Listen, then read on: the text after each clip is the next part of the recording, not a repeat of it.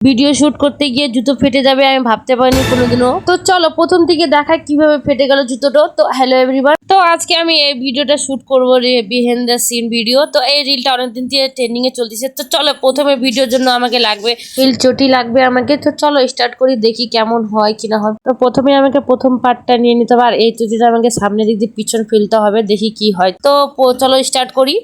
প্রথম পার্টটা কোনোদিনও ভালো হয় না, তো আরেকবার চলো ট্রাই করে দেখি কি হয় কি। আর যেটা মনে ভয় ছিল সেটাই হলো, আমার সাথে ভিডিও শুট করতে গিয়ে জুতোটাকে ফাটাই দিলাম। তো এখন কিছু করার নেই, জুতো ফেটে গেছে। আমার মা তো আমাকে দেখলে সে কেলানি দিবে। তো চলো কিছু করার নেই, ভিডিওটাকে কন্টিনিউ করা যাক। আরেকবার ট্রাই করে দেখি অন্য একটা জুতো নিয়ে।